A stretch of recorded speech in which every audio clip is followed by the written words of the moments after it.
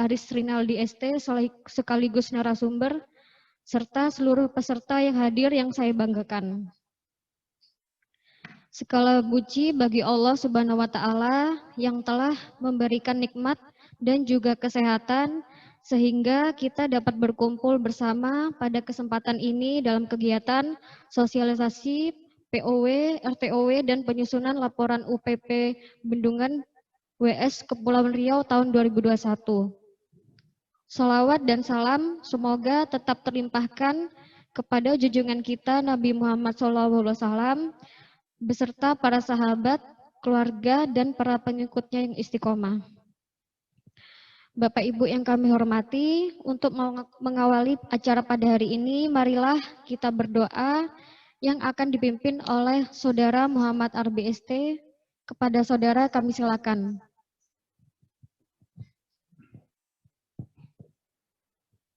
Assalamualaikum warahmatullahi wabarakatuh.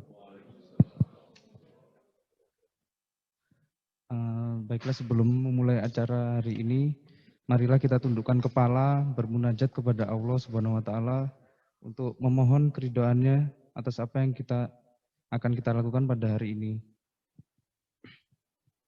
A'udzubillahi minasyaitonirrajim. Bismillahirrahmanirrahim. Alhamdulillahirabbil alamin hamdan yuwafi ni'mahu. Ya Rabbana walakal hamdu walaka syukru. Allahumma sholli ala Muhammadin fil awalina wal akhirin.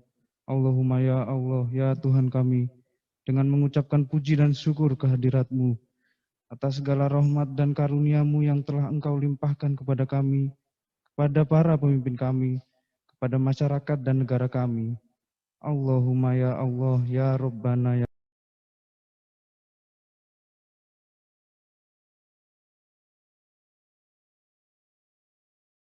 kelak masih dapat menikmati air bersih seperti yang kami nikmati sekarang ini. Allahumma ya Allah, ya Rabbana ya Karim. Jadikanlah kami semua yang hadir di acara kali ini memiliki sifat amanah. Jika kami pemimpin, jadikanlah pemimpin yang amanah. Jika kami rakyat biasa, jadikanlah rakyat amanah. Karena kami yakin dengan amanah akan mendatangkan ridho-Mu ya Allah. Allahumma ahlina bil ilmi, waj'alna bil ilmi, wa akhrimna bit taqwa, wa jamilna bil afiyah. Allahumma bika asbahna, wa bika amsayna, wa bina nahya, wa bika namut, wa alaikan nusur. Rabbana atina fid dunya hasanah, wa fil akhirati hasanah, wa qina azabannar. Subhana rabbika rabbil izzati amma yasifun, wa salamun ala mursalin walhamdulillahi rabbil alamin. Assalamualaikum warahmatullahi wabarakatuh.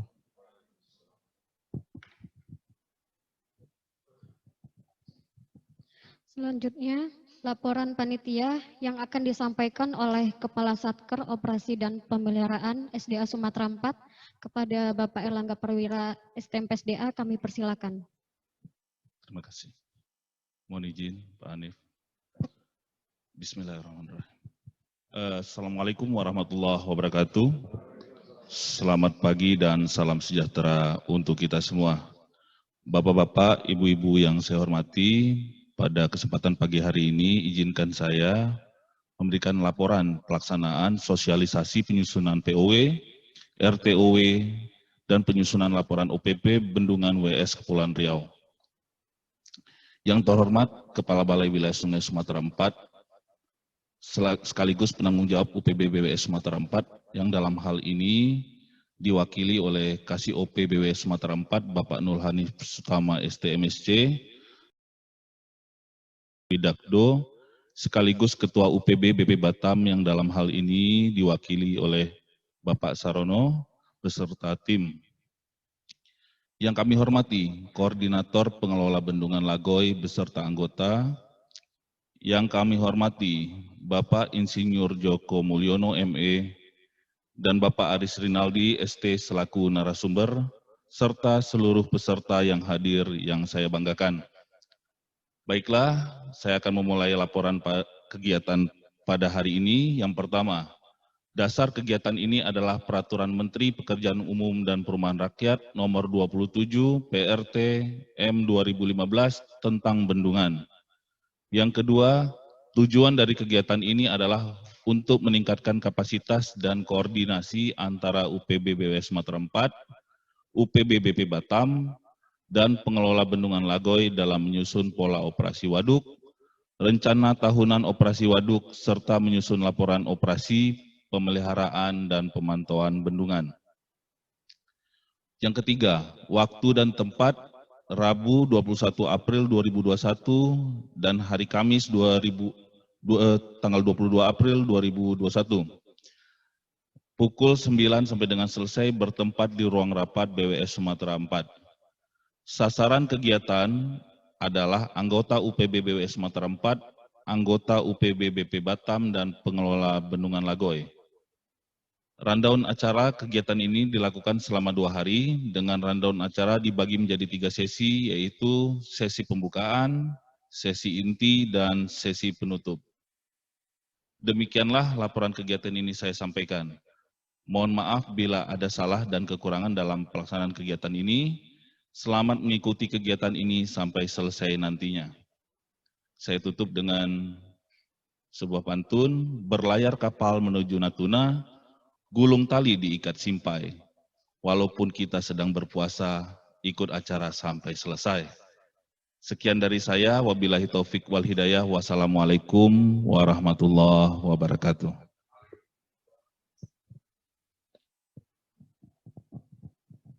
Terima kasih Bapak atas sambutannya.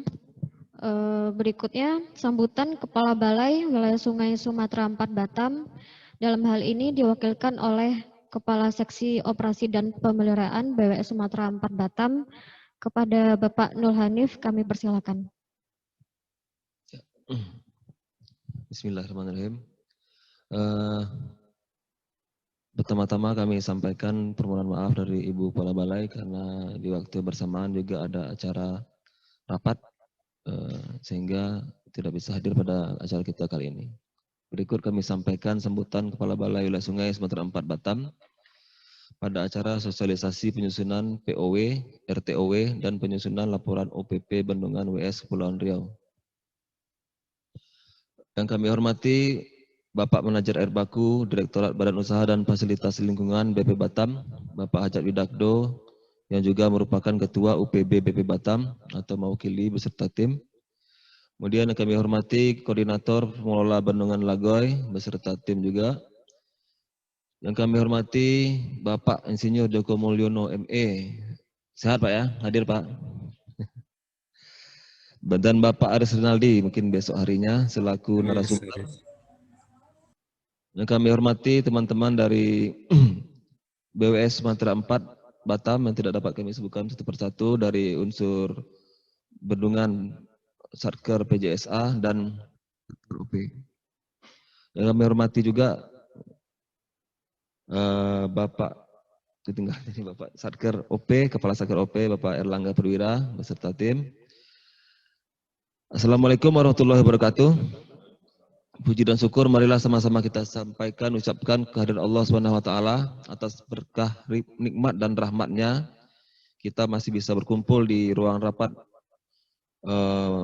UPB Balai Wilayah Sungai Sumatera 4 ini dalam acara sosialisasi penyusunan pola operasi waduk, rencana tahunan operasi waduk, dan penyusunan laporan operasi pemeliharaan dan pemantauan bendungan WS Kepulauan Riau tahun 2021 dalam keadaan sehat walafiat.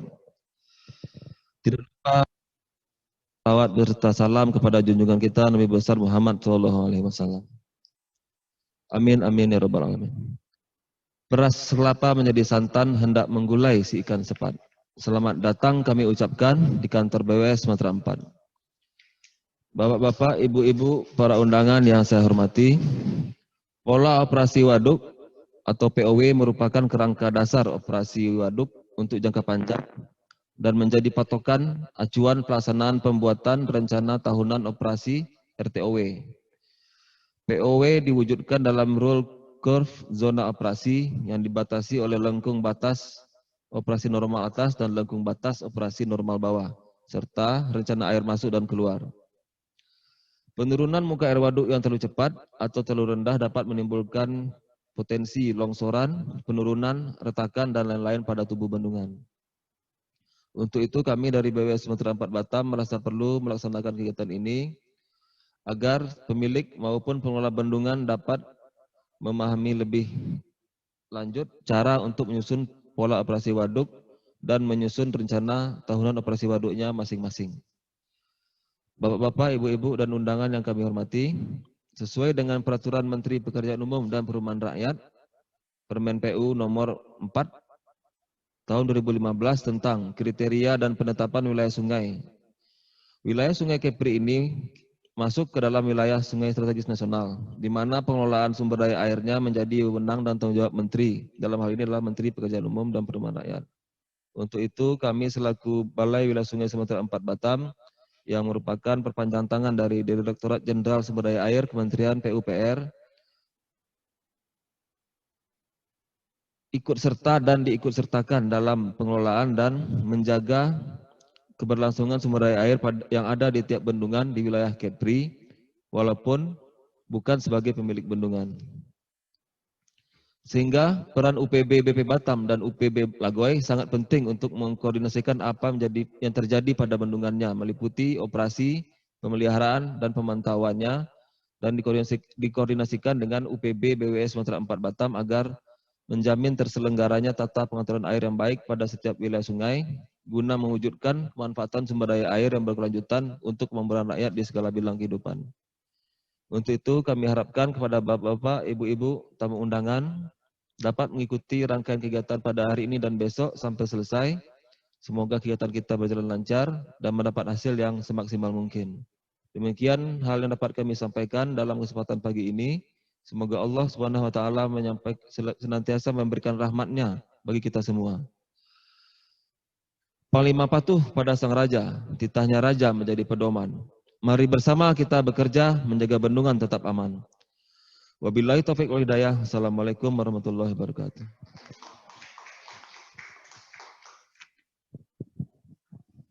Terima kasih Bapak atas sambutannya. Baiklah Bapak Ibu, demikianlah rangkaian acara pembukaan pada kegiatan hari ini.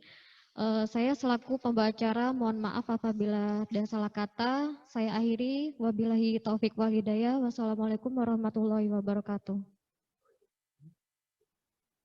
Bapak Ibu,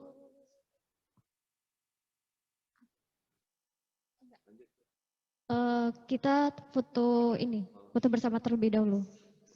Pada para peserta dipersilakan untuk menuju ke depan banner. Kita foto bersama ya. Yang Zoom di screen.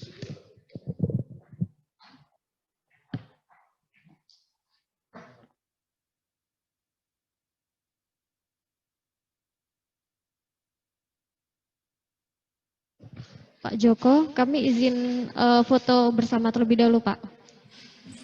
Silahkan. Saya standby. Mudah-mudahan nanti bisa sesuai schedule kalaupun ada perubahan-perubahan ya. Pak.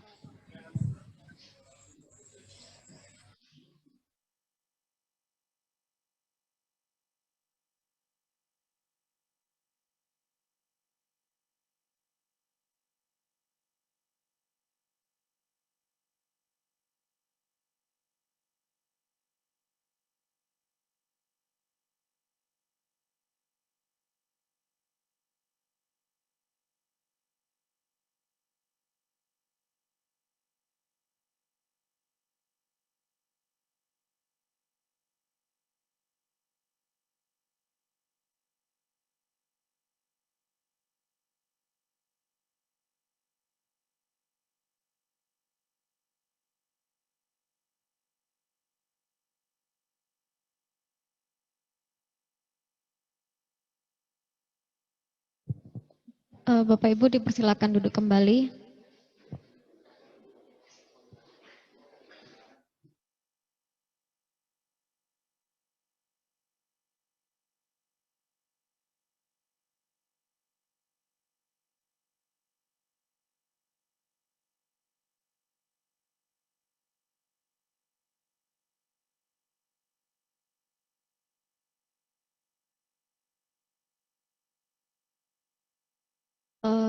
Baiklah Bapak Ibu, selanjutnya untuk penyampaian materi akan dimoderatori oleh Ibu Tarina Nursalika.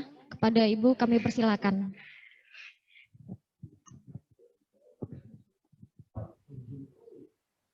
Mbak Rina, kesempatan kita bisa berdiskusi terkait dengan pola operasi waduk, rencana tahunan operasi waduk. Setelah itu nanti kita akan diskusi terkait dengan prinsip OP bendungan dan pelaporannya.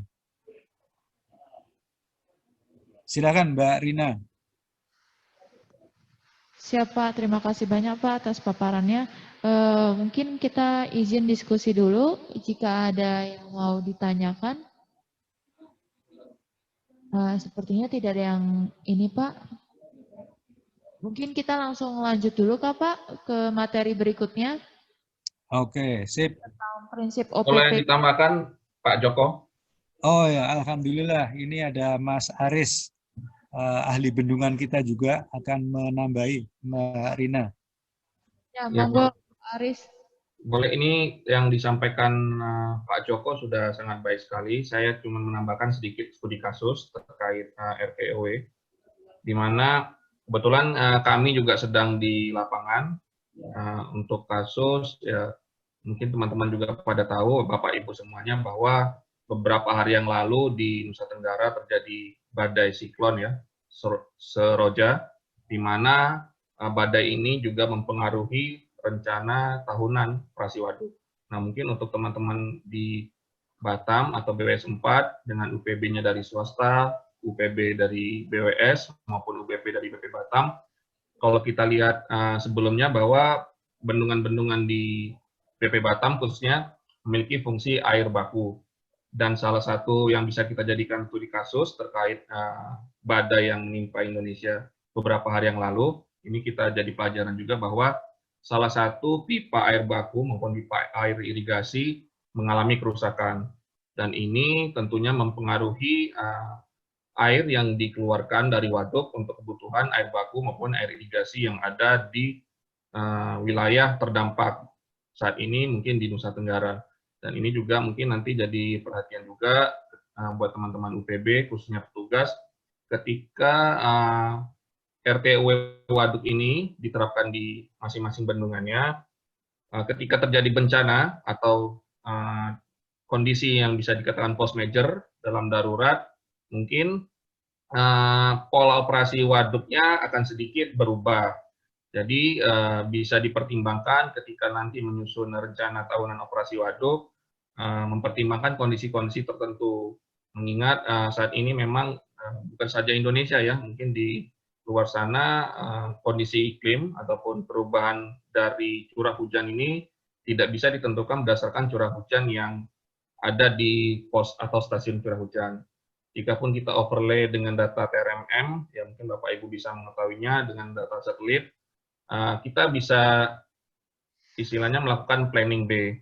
Misal ketika nanti bendungan di Bapak Ibu di BP Batam ataupun nanti di bendungan swasta ataupun BWS 4 terjadi kondisi yang bisa dibilang pipanya rusak atau spillway-nya melimpas ataupun di puncak bendungan yang melimpas, mungkin rencana yang bisa diterapkan untuk RTOW-nya bisa mengimplikasikan plan B-nya.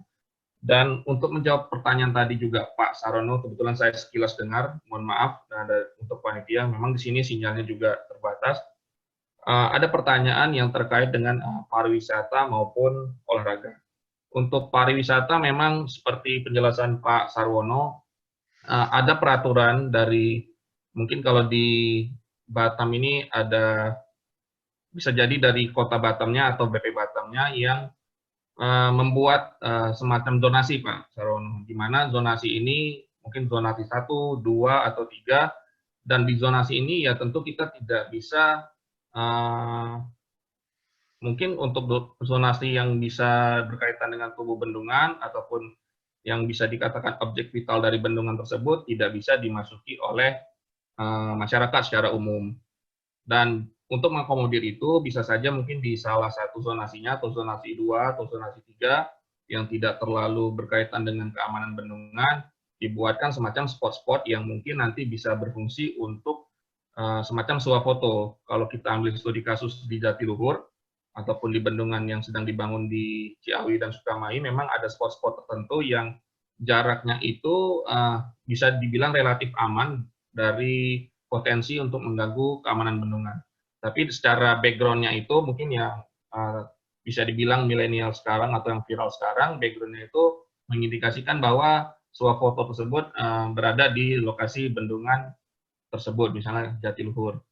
Dan mungkin ya bisa jadi di bendungan Bapak Ibu semua yang ada di sana bisa juga sebagai tempat prewedding, tapi kita belum tahu ya, mungkin nanti skemanya itu disesuaikan dengan rencana tata ruang. Rencana tata ruang itu juga nanti mungkin ada kesepakatan antara stakeholder, bisa jadi dari BPN, bisa jadi dari bupatinya atau wali kotanya, dan BP Batamnya. Terkait olahraga juga sebenarnya ini trennya tren yang sangat positif, karena memang bendungan, mungkin kalau bendungan di UPB-nya BP Batam, single function dalam artian memiliki fungsi satu saja ya Pak ya, sebagai air baku. Dan olahraga ini juga kan bisa kita jadikan salah satu alternatif untuk pengembangan potensi dari bendungan multifungsi, di mana salah satunya kalau mungkin di BP Batam bisa juga kita mengembangkan olahraga mungkin kayak canoeing atau dragon boat, selagi tidak bertentangan dengan prinsip keamanan bendungan, yaitu 3 tadi, struktur, hidrolik maupun rembesan. Karena kalau kita lihat di bendungan Sai Ladi ya Pak Sarono ya, bendungan Sai Ladi kan di tengah bendungannya kan ada jalan kabupaten atau kota. Nah, mungkin kalaupun mau dikembangkan olahraga yang bisa jadi nanti andalan dari Provinsi Riau untuk terjun di PON ataupun SEA Games, ya mungkin olahraga-olahraga tertentu yang misalnya kayak canoeing atau dragon boat, tapi dengan jarak-jarak tertentu yang tidak bisa sampai ke keamanan bendungannya, misalnya di spillway-nya ataupun tubuh bendungan. Karena kalau di spillway, dengan kondisi cuaca seperti sekarang, kalau hanyut nanti bisa masuk ke mercu spillway-nya ya Pak ya, kurang lebih seperti itu. Dan mungkin nanti bisa dilanjutkan oleh Pak Joko juga. Saya hanya sedikit menambahkan terkait dengan studi kasus. Kebetulan saya berada di lokasi bencana dan mungkin ini juga perhatian juga buat teman-teman UPB bahwa nantinya ketika bendungannya melimpas ataupun ya dalam kondisi bencana atau post major, kira-kira bisa mempengaruhi rencana tahunannya seperti apa. Dan pelaporan juga harus disampaikan dengan segera. Nanti mungkin pamungkasnya akan disampaikan oleh Pak Joko bagaimana pelaporan-pelaporan OPP saat kondisi yang seperti biasa ataupun nanti saat kondisi yang seperti saat ini bencana. Seperti itu. Mungkin bisa dilanjutkan Pak Joko. Terima kasih. Siap, terima kasih banyak Bang Aris atas tambahannya, informasinya. Tuh. Kemudian mungkin Pak Joko kita bisa melanjutkan materinya.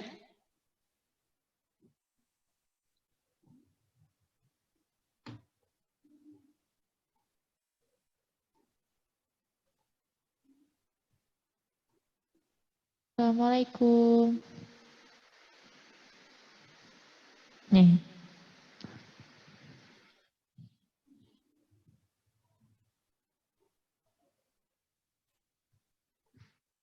Apa Bang Aris yang menyampaikan materinya? Oh, boleh saja. Boleh, bisa saya lanjutkan. Mas Aris. Gimana Pak? Oke. Gimana Bapak? Mas Aris, Pupung ini ya. Standby Pak ya. Pupung kasus ada di sana. Bisa info terkait dengan teman-teman apakah sempat menyiapkan pola operasi waduk yang apa ya kalau boleh dibilang unpredictable. Sebelumnya apakah teman-teman sudah? Kalau boleh dibilang Pak, kalau kita lihat kan dari iklim Nusa Tenggara ini Pak, semi arid ini di mana kan bisa dikatakan musim hujan dan keringnya bisa diprediksi Pak ya. Dan untuk case yang badai siklon Seroja ini memang bisa dikatakan ya di luar dari prediksi yang mungkin selama ini ada di RTOW-nya Pak. Oke, sip. Ya. Terima kasih. Mas Aris, ini Pupung sinyalnya bagus nih. Mas Aris, kalau misalnya sempat berkenan untuk menyiapkan atau paparan yang prinsip OP Bendungan sudah ada? Mungkin Mbak Tarina, untuk materi kita selesaikan hari ini atau besok ada materi lagi ya Mbak? Kebetulan saya tadi belum join. Kesepakatannya hari ini sih. Oke, Pak boleh Aris. saja. Oke. Boleh saja Mbak. Jadi yang share screen-nya dari kami ya Pak? Boleh. Oke, siap. Oke, jadi untuk yang prinsip ini ya, prinsip OPP nanti Mas Aris akan menyampaikan. Terus ini dari Mbak Tarinanya, saya khawatir. Kami backup Mas Aris. Oke, boleh nanti biar berjalan lancar, mungkin share screen-nya dari panitia, kami coba beri penjelasan. Mungkin jika terjadi di luar kondisi sinyal, bisa dibantu ya Pak Joko ya di backup ya. Siap. Dan juga teman-teman dan Mas Aris, ini kami siapkan untuk laporan contoh untuk bendungan di PJT 1. Nanti sebagai reference teman-teman bagaimana sih outline kalau mau menyiapkan laporannya. Gitu Mas Aris.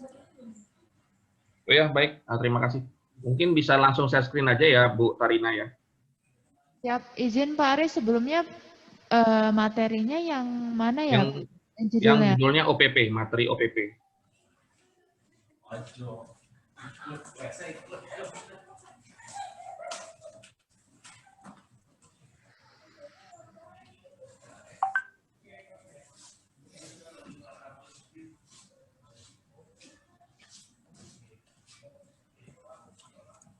Materi yang dikirim hari Senin atau Selasa ya? Iya, bentar Pak Aris.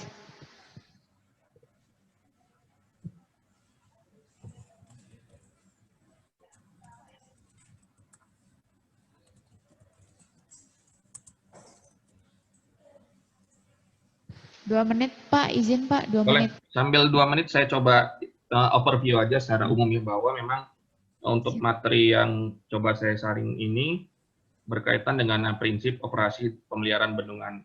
Namun ada satu tambahan lagi, biasanya itu pemantauan, karena memang ketiga concern ini, operasi pemeliharaan dan pemantauan, memiliki keterkaitan yang tidak dapat dipisahkan. Nanti sambil kita coba share screen, saya coba jelaskan dulu, nanti tinggal diganti halamannya saja ya. Ya, perkenalkan kami dari Balai Teknik Bendungan, coba sharing terkait dengan pengalaman kami berupa kajian maupun pemantauan bendungan, khususnya untuk materi pada siang kali ini, yaitu operasi dan pemeliharaan.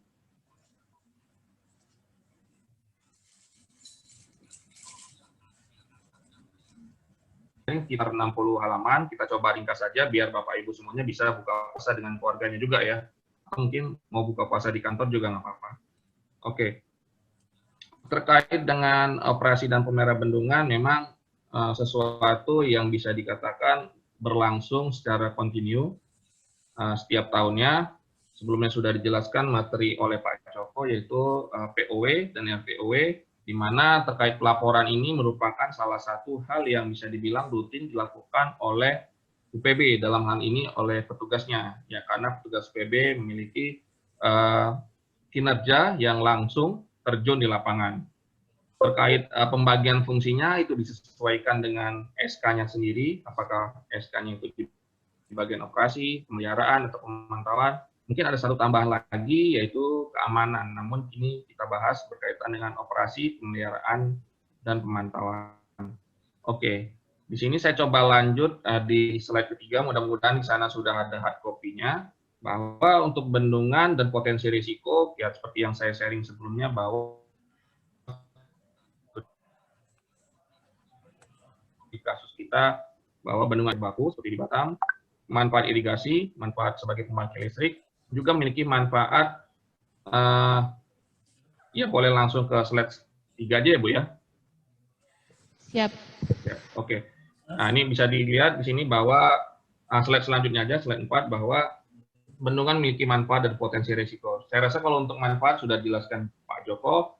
Untuk risiko, seperti yang kita ketahui dalam beberapa hari terakhir, Indonesia, khususnya di wilayah Nusa Tenggara, terdampak oleh badai yang bisa dibilang badai serojan atau seroja, yang bisa dikatakan memiliki dampak yang sangat signifikan bagi infrastruktur, tidak hanya sumber daya air, bisa jadi jalan maupun cipta karya dalam bentuk perumahan. Dan di sini untuk beberapa bendungan yang mungkin salah satu case-nya seperti saya jelaskan sebelumnya, bahwa salah satu fungsinya yang untuk mengalirkan air baku maupun air irigasi, pipa yang mengalirkannya itu bisa dibilang pecah, sehingga mengganggu, kalau kita bilang RTW ya sangat mengganggu. Sehingga planningnya mungkin dalam rencana tindak daruratnya, dalam waktu selama masa kritis ini dicoba untuk diperbaiki. Kita lanjutkan untuk slide berikutnya, Bu. Nah, kalau ini potensi resiko keruntuhan yang ada di luar negeri. Sebelumnya juga sudah disampaikan mungkin oleh narasumber sebelumnya, yaitu Pak Joko Mulyono, bahwa kalau untuk Indonesia, kasus yang memiliki dampak yang secara nasional, yaitu ya ini kita jadikan pelajaran aja buat kita bersama, yaitu Bendungan Gintung. Dan Bendungan Gintung ini mungkin dulunya statusnya berupa situ ya, situ dalam artian kalau mungkin Bapak Ibu ketahui, situ itu kalau di Jawa Barat bisa dikatakan tampungan kecil atau danau kecil. Namun kadang memiliki infrastruktur, yaitu bendungan dan spillway, dan ada permen terbaru, yaitu Permen nomor 27 tahun 2015, statusnya ya bisa dikatakan bendungan. Dan kemarin juga ada pertanyaan dari teman-teman di Batam bahwa beberapa mungkin statusnya embung menjadi bendungan Sepulai mungkin ya, tapi nanti kita coba cari tahu apakah Sepulai ini memang statusnya embung atau bendungan, karena setahu kami untuk BP Batam ada 8 dan Sepulai kami rasa belum masuk di 8 itu. Oke, kita lanjutkan ya. Nah, untuk kondisi bendungan Indonesia bisa dilihat seperti ini. Mungkin Bapak Ibu ketahui juga untuk bendungan paling tua di Indonesia, ya kalau kami tidak salah itu Bendungan Prijetan, ada di Pulau Jawa, kurang lebih umurnya 100 tahun. Dan untuk bendungan-bendungan yang umurnya 50 tahun ini di Indonesia sangat banyak sekali. Karena memang bendungan ini merupakan bendungan peninggalan dari zaman Hindia Belanda. Namun kalau kita perhatikan, aset-aset bendungan yang ada di Pulau Batam itu merupakan bendungan ya bisa dikatakan bendungan lama juga, tapi umurnya mungkin tidak sampai lebih besar 50 tahun. Dan kondisi-kondisi yang ada di bendungan ini tentunya menjadi perhatian buat Bapak Ibu semua. Semakin tua bendungan, ya sama seperti kita manusia, bahwa kalau kita manusia, kalau semakin tua mungkin wajahnya semakin keriput, atau memiliki uban, atau daya tahannya semakin berkurang. Dan bendungan, menurut kami juga, ketika umurnya sudah lebih dari, ya bisa dikatakan 20 tahun, ataupun 50 tahun, tentunya memiliki kekurangan tersendiri. Misalnya umur betonnya yang dulunya mungkin di kekuatan K275 atau K225, seiring berjalannya waktu mungkin kekuatan betonnya berkurang. Untuk peralatan yang bisa dikatakan ya baja atau hidromekanikal mungkin berkarat atau catnya mengelupas.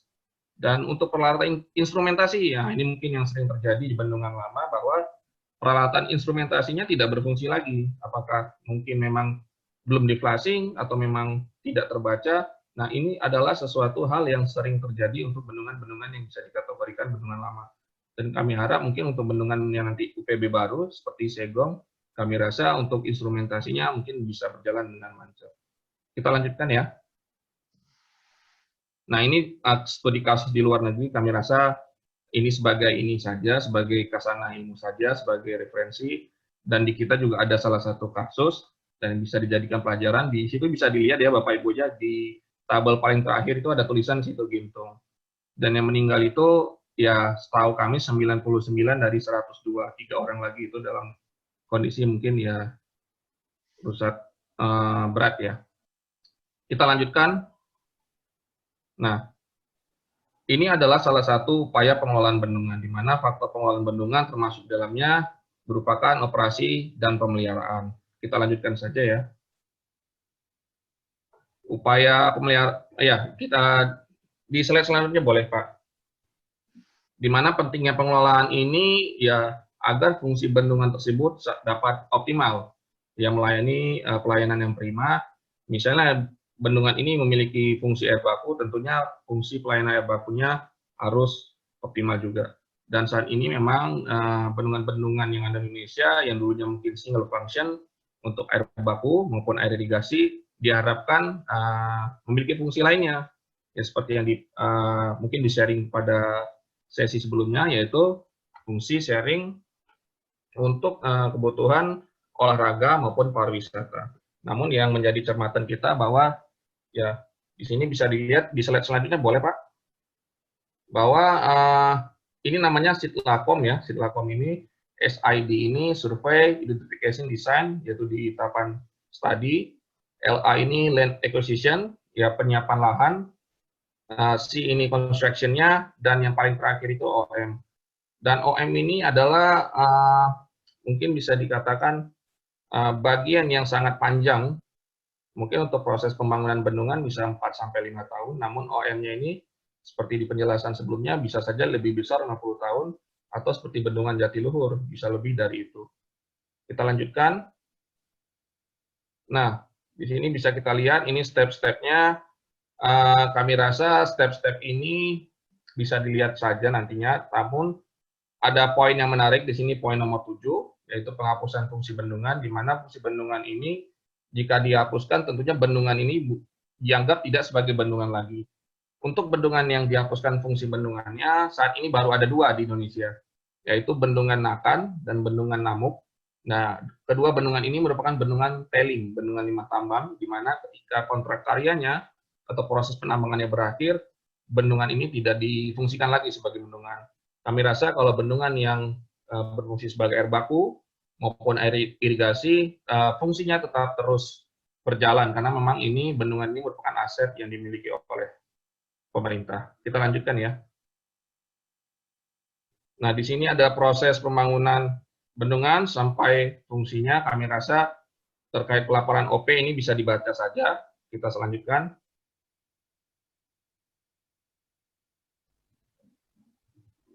Nah, di sini ada 3 kegiatan, yaitu operasi pemeliharaan dan pemantauan, dan ini merupakan kegiatan yang tidak terpisahkan dari kegiatan Sitlakom tadi, yaitu pada bagian operation and maintenance.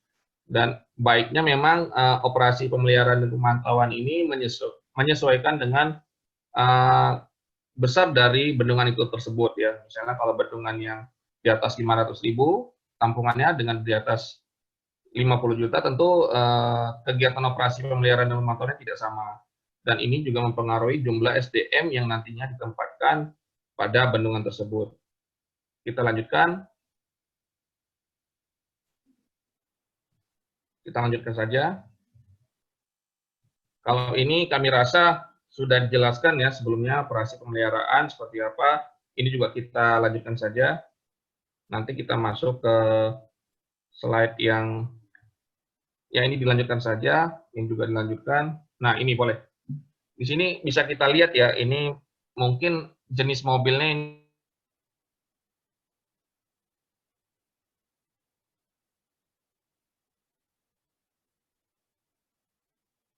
kondisi ya mungkin di kita juga semakin menurun. Lalu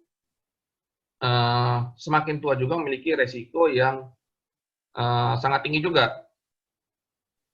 Jika perawatan, operasi, dan maintenance yang dilakukan sangat baik, nah ini peran ujung tombak teman-teman Bapak Ibu UPB dalam hal ini mungkin operator pemantauan, operator pemeliharaan, maupun operasi dalam melakukan perawatan di bendungan. Lalu kita lanjutkan saja.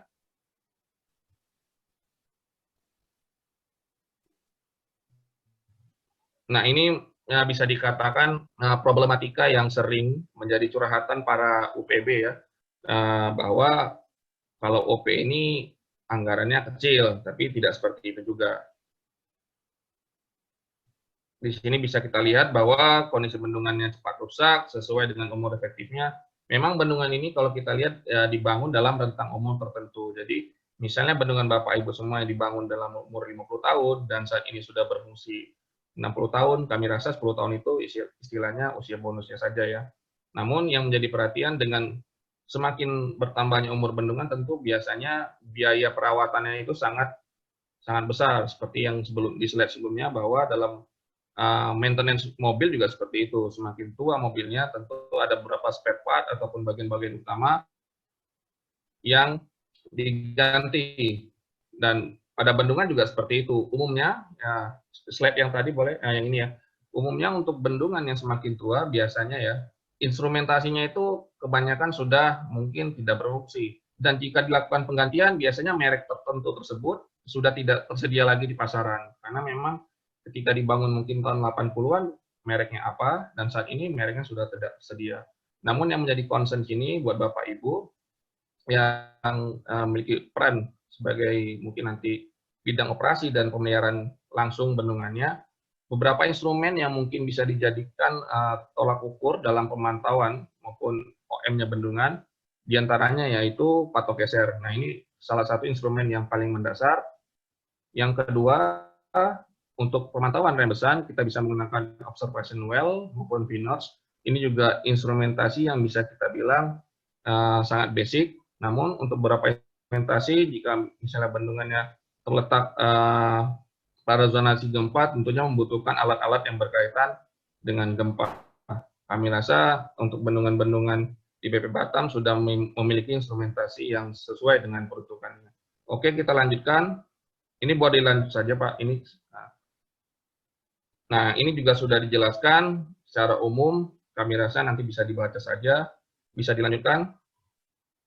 Nah, ini bisa saya sampaikan mengingat kategori bendungan ini menyesuaikan dengan ini semacam clustering berdasarkan pembobotan yang dilakukan. Di Indonesia saat ini memang pedoman tentang risk score ini sedang disusun. Mungkin nanti jika Bapak Ibu bendungannya dalam proses izin operasi bisa ditentukan apakah bendungan yang masuk dalam kategori buruk atau cukup. Biasanya untuk bendungan di bawah kategori cukup dilakukan remedial, di mana remedial ini perbaikan baik major maupun minor. Untuk bendungan yang kategorinya cukup maupun baik, insya Allah bisa mendapatkan sertifikat yang dikeluarkan oleh Menteri Pekerjaan Umum dan Perumahan Rakyat. Dan kami rasa untuk bendungan di BP Batam mungkin saat ini sedang proses mungkin ya, dengan melalui dana 2SP untuk pengajuan sertifikasi izin operasi. Oke, kita lanjutkan. Tujuan OP bendungan, ini nanti bisa kita diskusikan karena memang ini yang tertulis secara teoritis, namun mungkin nanti Bapak Ibu bisa menyampaikan pendapatnya, sebenarnya OP bendungan ini tujuannya apa sih? Apakah memang agar menjaga efektivitas umur layan bendungan, atau tujuannya agar, tujuannya OP ini agar saya tetap bekerja di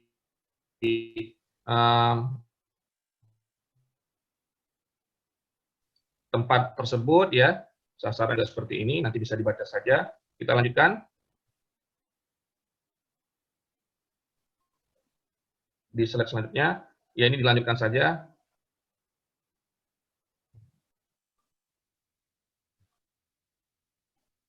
Nah, untuk kegiatan-kegiatan operasi bendungan, secara umum kami rasa Bapak Ibu sudah melakukannya sehari-hari, namun yang menjadi concern kami bahwa segala kegiatan operasi dan maintenance itu dilakukan secara tertulis. Adapun formatnya, nah memang untuk format ini memang ada standar bakunya, namun menyesuaikan dengan kebutuhan yang ada di bendungan Bapak Ibu semuanya. Misalnya kita lihat saja pada saat ini mungkin kondisi bendungan di Bendungan Searapan dalam kondisi cerah dijabarkan seperti itu, nanti dilaporkan di laporannya ada dokumentasinya, muka air normalnya seperti apa, instrumentasinya bekerja seperti apa, dan itu pelaporannya dilakukan secara rutin, harian, mingguan, dan biasanya dalam waktu 6 bulanan atau tahunan disampaikan ke Balai Teknik Bendungan, dan sebagai gunanya sebagai arsip di Balai Teknik Bendungan. Bisa kita lanjutkan. Untuk kinerja layanan, seperti yang dijelaskan sebelumnya ya, memang untuk semakin berumur, umumnya juga memiliki kinerja yang mungkin fungsinya tidak sesuai dengan saat perencanaan, namun dari segi manfaat, tetap melayani manfaat misalnya air baku. Bisa dilanjutkan.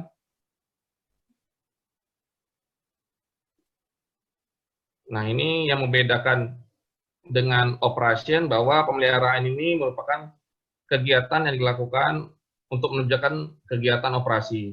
Dan untuk bentuk-bentuk pemeliharaan juga mungkin sudah ada di Bapak Ibu semuanya, apakah pemeliharaan rutin, berkala, nanti disesuaikan dengan AKNOP yang diusulkan oleh mungkin bagian OP yang berada di balai wilayah atau perusahaan swastanya ataupun PP Batamnya. Nanti angka kecukupan dari OP sendiri mencakup ya di dalamnya ada pemeliharaan bendungan maupun operasi bendungan. Bisa dilanjutkan?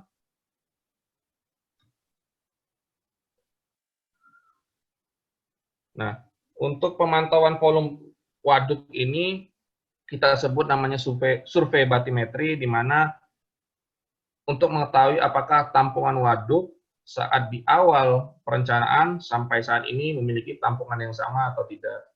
Di sini nanti ada 3 concern, tampungan efektif, tampungan mati, sama tampungan total.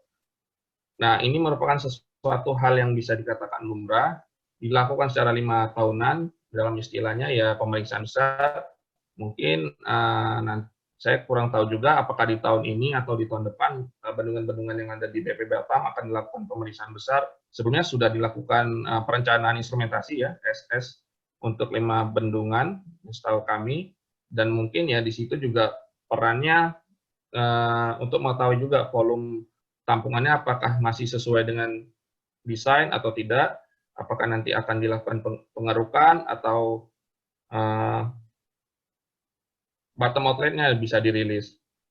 Ya, disesuaikan dengan kebutuhan dari OP bendungannya. Nanti segala kebutuhan dari OP bendungannya tercantum dalam AKNOP OP bendungan. Kita lanjutkan. Nah, untuk kegiatan-kegiatannya kami rasa ini kegiatan-kegiatan yang telah dilakukan Bapak Ibu semuanya sehari-hari. Kita lanjutkan saja.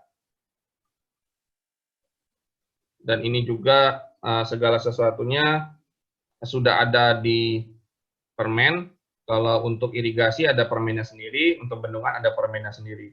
Kalau untuk OP bendungan mengacu pada Permen 27 tahun 2015.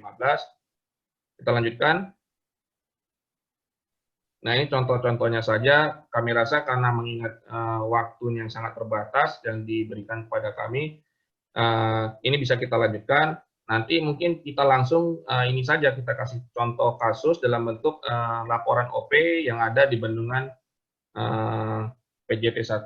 Kami rasa untuk materi teorinya, untuk prinsip dan operasi dan pemeliharaan bendungan kami rasa cukup agar kita bisa sesuai. Kita lihat di sini waktunya sudah mau jam 3 ya, jadi kita langsung saja mungkin nanti contoh laporannya saja, mengingat teorinya kami rasa sudah cukup dan sudah ada handout-nya juga. Jadi nanti dari pelaporan tersebut bisa menyesuaikan dengan apa materi yang telah kami sharing sebelumnya. Kami rasa gitu ya Bu Tarin ya? Ya betul Pak. Ya, karena memang yang lebih urgentnya kalau kami sharing terkait dengan sosialisasi ini, harapannya tentunya ya UPB-nya juga bisa praktikal terkait dengan pelaporan yang nantinya akan dilaporkan ke UPB-nya, seperti itu ya Bu Tarin ya? Ya betul Pak. Oke. Ya kami rasa cukup karena ini slide-nya juga 60, kami coba sharing singkat saja, prinsip operasinya seperti itu. Di sini AKNOP-nya sudah ada, nanti bisa dibaca sambil jalan. Kita coba nanti sharing pelaporannya. Mungkin bisa dibantu dengan Pak Joko. Terima kasih. Ya mungkin dilanjutkan dengan Pak Joko terkait tadi katanya Bapak mau memperlihatkan contoh laporan OPP yang dibuat oleh PJT ya Pak. Tuh.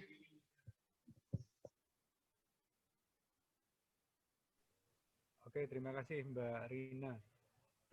Jadi apa yang disampaikan Mas Haris, tadi sebenarnya materinya banyak sekali ya. Banyak sekali yang disampaikan Mas Haris. Namun, izin Pak Haris, sedikit mau bertanya dikit aja. Boleh. Nunggu Pak Joko nyiapin contoh itu ya. Boleh dengan Bapak siapa ini Pak? Pak Ardi Pak. Iya, boleh Pak Ardi. Untuk pedoman AKNOP, kan kalau sungai itu ada SE nomor 5 gitu Pak, untuk OP bendungannya. Sedangkan di bendungan ini kan kita masih Permen 27 itu yang untuk AKNOP-nya belum rinci ya, kayak kalau kita lihat Kira udah ada Pak untuk informasi apa udah ada SE-nya untuk penyusunan aknop terutama UP Bendungan itu apa udah ada permen atau aknopnya gitu Pak?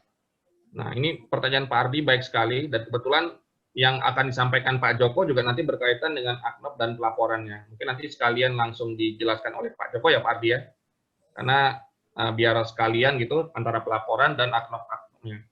Ya, mungkin seperti itu Pak Ardi. Monitor Pak Joko bisa disampaikan langsung Pak? Monitor. Siap. Silakan Pak Joko. Siap. Mungkin sebelumnya dari Bapak Ibu ada yang mau ditanyakan kah? Baik untuk pelaporan OPP untuk bendungan lama maupun bendungan baru. Tuh. Oke, lanjut dulu ya. Nunggu Pak Joko share screen-nya. Oke, sip. Ya, mungkin. Tadi yang Mas Ardi tanyakan terkait dengan aknop ya, Mas Ardi ya? Ya, betul Pak. Oke, kok suaranya kecil Mbak Rina? Iya, betul Pak. Oke, suaranya kecil sekali ya. Oke, kalau gitu saya share terkait dengan aknop dulu ya.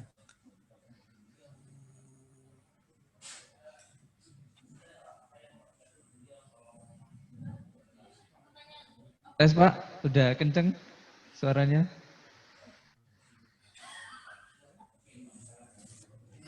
Tes, Pak Joko. Yuk. Nah.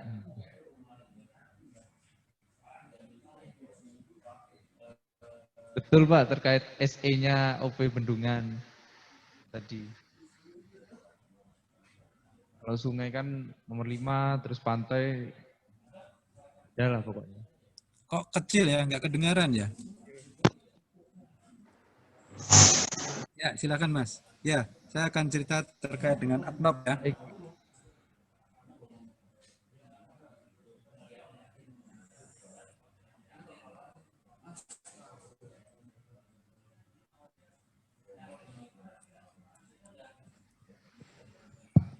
Kedengar, kelihatan Mas?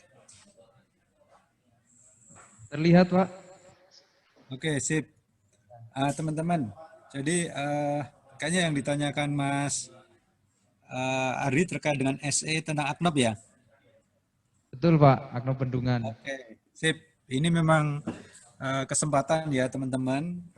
Justru dulu itu kan sempat di beberapa bendungan aknop-aknop itu dikerjakan oleh konsultan. Di dalam perjalanan akhirnya keluar SE. Dengan SE itu diharapkan tidak perlu kita konsultankan, tapi teman-teman UPB ataupun teman-teman di BBS atau bagian OP untuk bisa menyelesaikan. Oke, saya akan share terkait dengan aknop.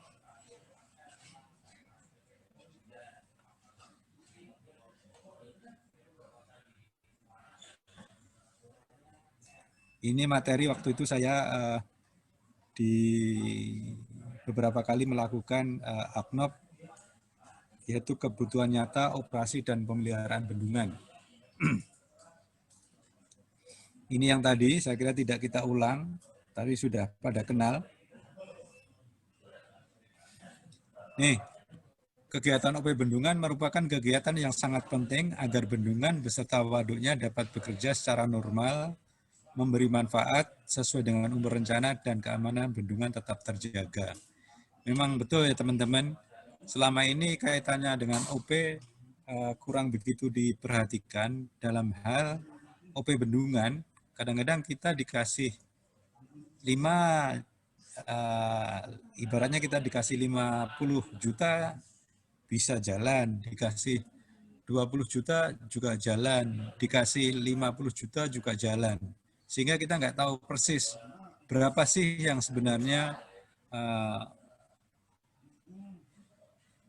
OP untuk bendungan itu seberapa banyak gitu. Dan tadi disampaikan Mas Aris, kalau kita bicara OP, adalah yang dimaksud adalah OPP ya, operasi, pemeliharaan, pemantauan, bahkan di situ ada keamanan. Dan di AKNOP itu sudah ada. Dasar hukumnya adalah Undang-Undang Nomor 17 Tahun 2019 tentang SDA, Permen PUPR Nomor 27 Tahun 2015 tentang bendungan, Permen PUPR Nomor 6 Tahun 2020 tentang bendungan juga. Ada kuis ini. Ini terkait dengan apa teman-teman? Yang nomor 6 tahun 2020.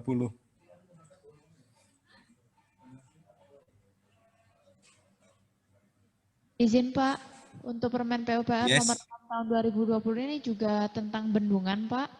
Cuma ada tambahan belum dilengkapi, maksudnya untuk melengkapi yang Permen 27 tahun 2015 itu Pak. Apa? Yang melengkapi terkait dengan apa? Itu terkait tentang PLTMH Pak. PLTMH. Apa itu PLTMH? Maaf Pak, PLTS, pembangkit listrik tenaga, S itu apa ya? Surya. Oke. Di Jatiluhur kalau nggak salah ada nambah panel surya ya Pak? Di mana? Di Jawa Barat pokoknya Pak. Di Cirata. Di mana Pak? Cirata. Oh di Cirata ya Pak, ya itu. Oke. Cirata dan Nadrak Renceng. Sip, nanti kita kasih hadiah buat Mbak Rina, tepuk tangan dulu. Terima kasih Pak. Nanti kita kasih giveaway ya, Mbak Rina. Nanti kita kirim sebuah buku tentang bendungan Jatiluhur.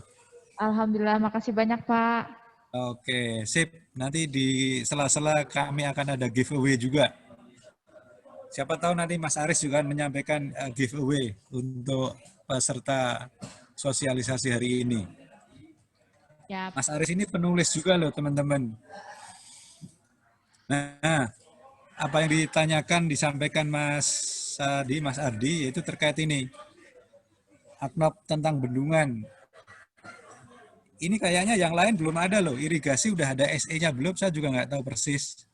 Tapi yang bendungan sudah kita launching di tahun 2016. Cuman kayaknya ini pemanfaatannya SE ini jauh dari panggang. Karena setiap kita ketemu ditanyain, Mas AKNOP-nya berapa? Nggak tahu, karena berarti nggak dihitung, padahal kita sudah ada SE-nya. Ini aja, ilustrasi aja. Nah, di dalam AKNOP nanti kita juga harus menyiapkan izin operasi bendungan. Karena per 5 tahun kita harus menyiapkan izin operasi bendungan. Nah, pada saat menyiapkan izin operasi bendungan, kita harus menyiapkan dananya dulu. Berapa? Demikian ya teman-teman. Ini adalah tata caranya, tadi yang SE tadi. Ini hard copy-nya. Nah ini, pola pikir penyiapan AKNOP bendungan situ. Diawali dengan pemeriksaan inspeksi. Sehingga kita akan mengetahui kinerja fisik. Apabila kinerja fisiknya baik, maka kita lakukan program OP normal. Ini yang atas. Kita akan melakukan, kalau baik kita melakukan program OP normal. Tapi apabila tidak, ini harusnya panahnya ke bawah. Kalau tidak baik atau tidak efektif, maka perlu dilakukan rehabilitasi. Rehabilitasi ada dua, rehabilitasi berat ataupun rehabilitasi ringan. Apabila rehabilitasi berat, kita melakukan tindakan rehabilitasi atau rekonstruksi, sehingga kinerja dan fungsinya sudah baik dan efektif. Namun kalau ringan, kita ada perbaikan ringan atau major maintenance, pemeliharaan khusus, agar kondisinya baik dan efektif. Dan setelah baik dan efektif, sehingga kondisinya baik, maka kita lakukan program OP normal. OP normal yaitu dibagi menjadi 3. Operasi, pemeliharaan, pemantauan, dan keamanan. Memang keamanan tidak kita masukkan utama, tapi yang utama adalah OPP. Di dalam AKNOP ini ada operasi, di dalamnya ada perencanaan. Perencanaan kayak apa, persiapannya kayak apa, pelaksanaan dan pelaporan. Termasuk di pemeliharaan, perencanaannya kayak apa, persiapannya kayak apa, pelaksanaan dan pelaporan.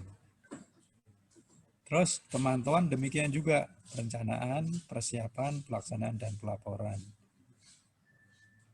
Bahkan di tiap-tiap item ini ada SOP khusus untuk teman-teman di lapangan.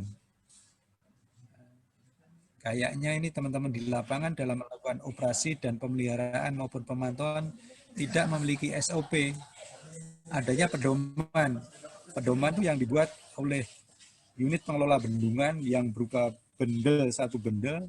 Tapi untuk teman-teman di lapangan, mayoritas tidak mempunyai SOP. Apa yang harus direncanakan, apa yang harus disiapkan, pelaksanaannya kayak apa, bagaimana pelaporan. Ini adalah tugas kita semua, dan khususnya teman-teman pengelola atau pemilik bendungan. Nah ini setiap kita mempunyai bendungan, kita harus mempunyai RENSRA, Rencana Strategis OP Bendungan. Saya nggak tahu nih, apakah teman-teman atau di kelola bendungannya, apakah sudah ada RENSRA. Nah, RENSRA tersebut di dalamnya ada database, bagaimana operasinya, bagaimana pemeliharanya, bagaimana pemantauannya, kapan pemeriksaan atau inspeksi yang tahunan, pemeriksaan atau inspeksi 5 tahunan. Nah, nanti teman-teman pada saat membuat laporan, kalau di PJT 1 itu membuat laporannya triwulanan. Saya nggak tahu persis ini teman-teman pengelola bendungan. Apakah sanggup triwulanan? Ya minimal semesteran. Kalau enggak ya tahunan. Namun yang untuk 5 tahunan ini adalah sudah merupakan kewajiban karena kaitannya dengan izin operasi, termasuk rencana tindak darurat. Rencana tindak darurat harus disiapkan secara per 5 tahun. Terus ada pemeriksaan atau inspeksi khusus. Kenapa kok dilakukan inspeksi khusus atau pemeriksaan khusus? Terus adanya BIMTEK atau sosialisasi ataupun pelatihan seperti saat ini. Kira-kira bendungan yang Bapak kelola, teman-teman BWS maupun Batam sudah punya RENSRA-nya belum, Mas? Sambil kita diskusi. Ya, izin mungkin dari Pak Miftah ada info Kak? Di Batam sudah punya RENSRA OP Bendungan.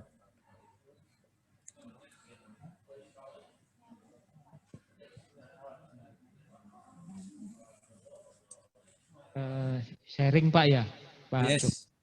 Kalau untuk database kita memiliki, kalau saya jabarkan, curah hujan, evaporasi, kayaknya 2 item itu, sama level muka air Pak ya, level muka air dan pengambilan, debit pengambilan, karena itu item yang menggunakan meteran semua ya Pak, artinya terukur dan bisa terukur dengan pasti. Terus kalau operasional pemeliharaan kita sangat minim sekali Pak, mungkin agak sedikit tersisih dari apa namanya keseharian Pak. Saya lebih fokus di produksi spamnya, produksi pengolah air minumnya. Pemantauan juga agak sedikit tersisihkan. pemeriksaan inspeksi tahunan tidak ada Pak, yang pemeriksaan inspeksi 5 tahunan kita sudah terlambat. Kalau dulu sudah pernah 2005 atau 6 tahun, 95 tambah 5, sekitar 2001 ada, terus terakhir 2012 Pak. Itu terakhir pemeriksaan tahunan, 5 tahunan yang kita lakukan.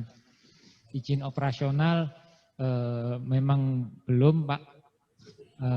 Satu paket izin operasional, RTD, inspeksi khusus, dan ya itu yang satu paket yang harus kita selesaikan setelah berkali-kali diberikan undangan untuk membentuk menstruktur operasional bendungan kita, merestruktur organisasi operasional kita. Demikian Pak Joko. Izin kami mungkin bisa ditambahkan ada planning waktunya, target waktunya itu mungkin Pak. Iya. Itu yang susah dijawab itu Ibu Tarina. Kalau kemarin kita sudah 3 tahun yang lalu kayaknya kita sudah sempat membuat yang paling susah itu waktu itu hanya tahap konsultasi publik PKM Pak, itu paling susah. Artinya waktu itu kita berpikir keras untuk PKM sendiri, bendungannya sudah berjalan sekitar 20 tahun, AMDAL-nya tidak menyertakan PKM, jadi kita harus membuat PKM lagi. Kemudian dengan panduan BWS, ya usahakan ada PKM-nya kita buat, tapi dengan di luar konsep bahwa di hulu ada penduduk, di hilir ada penduduk. Memang tidak ada penduduk sih Pak di situ. Artinya PKM kita lebih sulit, hanya ke pendekatan masyarakat, orang-orang tertentu saja yang kita undang untuk PKM. Kemudian hilang dokumennya Pak. Itu yang kemudian mundur lagi itu yang paling susah di situ. Sama data teknis yang benar-benar sudah kita cek ke Istaka Karya juga sudah hilang semua Pak. Dokumen kita terakhir di teknis itu. Jadi dua kendala berat itu, dokumen teknis dan PKM. PKM-nya kendala lagi, dokumennya belum ditemukan yang tanda tangan daripada instansi-instansi dari desa, dari tokoh masyarakat. Itu Pak curhat atau sharing dari sampai Pak. Terima kasih. Jawabannya Bu, Ibu Tarina tadi segera Bu ya. Makin sering kita diminta, kita usahakan secepat mungkin. Pak Joko ada tanggapan? Oke, sip. Terima kasih Mas Miftah. Jadi gini ya teman-teman, kita ini kan ibaratnya punya sesuatu. Sesuatu itu adalah bendungan. Sehingga kita punya database atau Renstra. Coba kita kebetulan ini kan di tahun 2021. Pupung kita sosialisasi, kita buat Renstra selama 5 tahun. Nah, dari 5 tahun itu bisa diisi kira-kira izin operasinya kapan, terus rencana tindak daruratnya kapan, sebagai bahan teman-teman untuk lapor ke atasan. Pak, ini loh, sebenarnya kita punya Renstra OP Bendungan. Misalnya izin operasi, belum ada. Kolomnya misalnya belum ada. Kita renstrakan kapan? Terus rencana tindak darurat. Misalnya rencana tindak darurat terakhir tahun 2010. Berarti kan harus diupdate lagi. Itu sebagai bahan kita untuk lapor ke atasan. Teman-teman sebatas untuk melaporkan, tapi tidak melakukan. Kalau melakukan lebih bagus nanti di dalam perjalanan berikutnya. Terus bimbingan teknis atau sosialisasi kayak ini, kapan terakhir diadakan? Nah, bimbingan teknis itu kalau bisa dilakukan tiap tahun. Kenapa? Untuk merefresh, untuk belajar, dan juga kadang-kadang teman kan ada yang mutasi. Gitu ya, tanggapan kami. Coba teman-teman pengelola bendungan dari saat ini membuat renstra OP bendungan minimal sebagai bahan untuk laporan ke atasan. Gitu ya. Siap Pak Joko, saya mendapatkan ilmu baru Renstra sama Aknop dari sisi manajemen Pak ya. Jadi kewajiban saya minimal merencanakan, melaporkan tertulis tahap-tahap itu ke dalam bentuk budgeting Pak yang belum kami masukkan, yang selama ini belum saya masukkan. Itu Pak. Terima kasih Pak Joko. Oke, makasih Mas Miftah. Nah, sekarang kita ngitung Aknop ya. Ini agak sederhana. Analisis perkiraan angka kebutuhan nyata bendungan. Itu adalah kebutuhan biaya operasional ditambah biaya pemeliharaan, kebutuhan biaya pengamatan dan inspeksi. Di dalamnya ada biaya langsung, adalah biaya untuk keperluan OP bendungan, biaya tidak langsung, ada segala biaya untuk mendukung kelancaran pekerjaan kegiatan yang berkaitan dengan penyelenggaraan OP bendungan.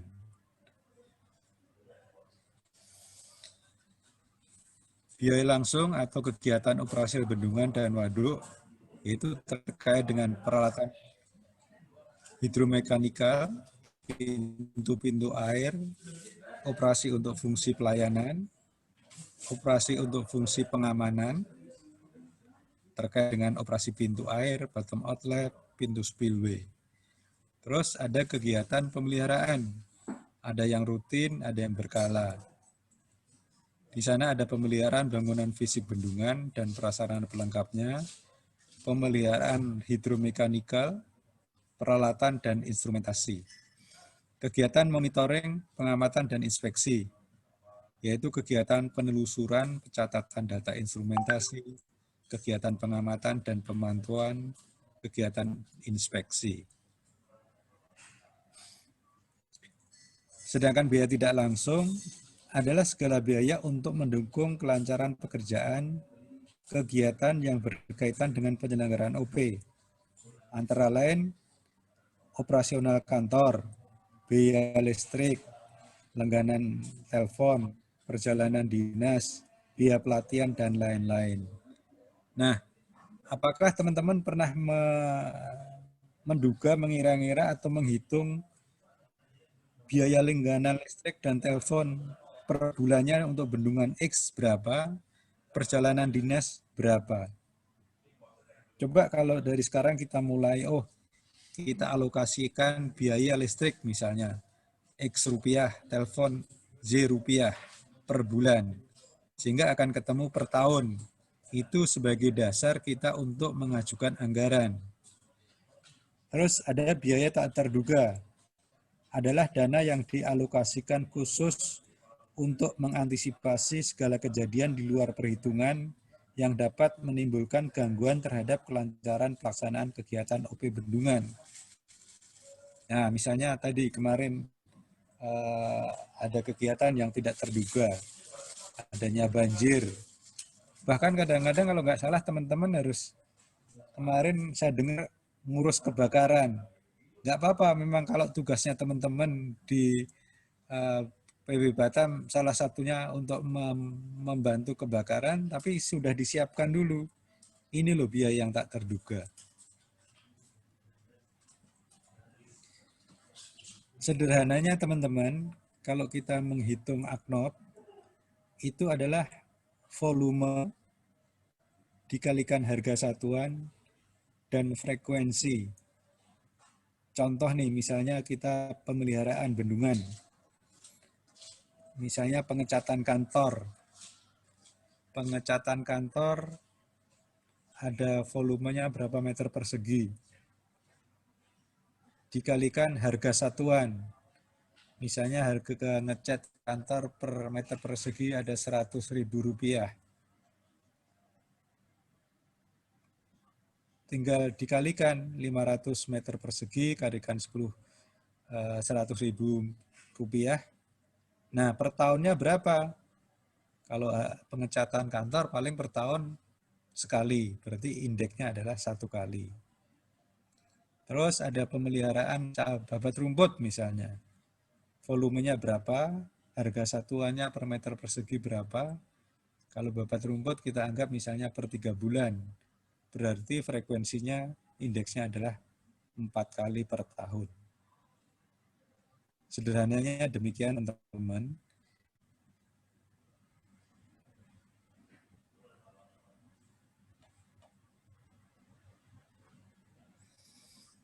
Mas Aris nanti bisa nambahin ya, Mas Aris ya. Teman-teman. Oh baik Pak Joko. Ini layout yang sudah disiapkan teman-teman PJT 1. Yang mana PJT 1 menyiapkan triwulan. Tergantung nanti teman-teman kesiapannya. Akan menyampaikan per triwulan atau per semesteran atau per tahunan. Minimal per tahunan. Nah, teman-teman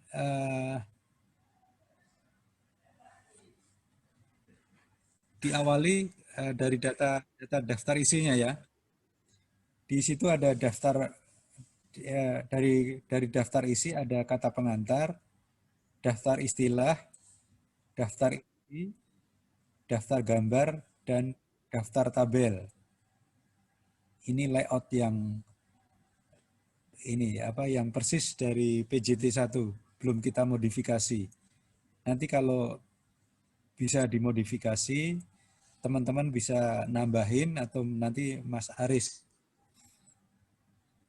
Teman-teman, kebetulan Mas Aris ini seorang penulis, jadi tahu persis. Terus, cuma 3 bab teman-teman. Mulai dari pendahuluan, latar belakang, lingkup kegiatan, data teknis, dan lokasi kegiatan. Bab 2 adalah pembahasan. Kalau misalnya teman-teman mengelola beberapa bendungan, ini kami kasihkan contoh aja. Bendungan Lagoe. Kalau nanti kan ada bendungan yang lain. Yaitu dengan subbabnya adalah umum, pemeriksaan visual, pemantauan instrumentasi, kondisi waduk. Nah, subbab sendiri ini sebenarnya juga ada mata kuliah atau mata ajar sendiri. Tapi ini adalah salah satu kesempatan yang baik lagi, yang baik. Terus yang bab ketiga adalah kesimpulan dan tindak lanjut. Yang dimaksud kesimpulan dari laporan itu apakah teman-teman meyakini bahwa ini bendungan bisa dioperasikan secara normal. Tindak lanjut apabila ada ditemui anomali-anomali, apa yang harus teman-teman lakukan. Ini adalah layout yang ada teman-teman PJT 1. Gitu Mbak Rina, mungkin ada yang mau ditanyakan atau kita diskusikan. Ya Pak, sepertinya sudah sangat jelas Pak untuk layout dari pelaporan OPP ini Pak. Oke, Mas Aris ada yang mau nambahin? Cukup Pak Joko, mungkin nanti kita bisa sampaikan ininya aja Pak, contohnya langsung Pak. Oke, sip. Ya, alhamdulillahirrahmanirrahim. Materi untuk sosialisasi penyusunan POW, penyusunan RTOW, serta penyusunan pelaporan OPP sudah selesai. Sebelumnya kita beri tepuk tangan dulu untuk para narasumber yang sudah memberi waktunya ya Pak. Dan terima kasih banyak juga kepada Bapak Ibu pihak UPB BP Batam, UPB Bendungan Lagoe, dan UPB BWS Sumatera 4 yang telah hadir pada kegiatan hari ini. Terima kasih banyak Bapak-Bapak atas ilmunya, sharingnya, dan infonya. Semoga nggak kapok dan semoga bisa berjumpa lagi ya Pak di lain waktu. Ya, baik Bu Tarin. Terima kasih kembali Bu Tarin. Terima kasih Mbak In. Ya, terima kasih banyak Bapak-Bapak. Izin kami semua pamit undur diri. Wabillahi taufiq wal hidayah. Wassalamualaikum warahmatullahi wabarakatuh. Waalaikumsalam Waalaikumsalam warahmatullahi wabarakatuh. Sehat-sehat semua Bapak-Bapak. Amin. Mas Aris Amin. masih di Kupang, Mas? Masih di Kupang Pak saya Pak. Oke, udah nyoba sei. Alhamdulillah sudah Pak. Wes, mantap itu. Just tip boleh Pak Aris? Mahal deh. Nggak pakai sambal, saya Justinnya nggak pakai sambal. Oke, Mbak Tari izin ya. Ya, Bapak-Bapak izin Ya, kami sudah. juga.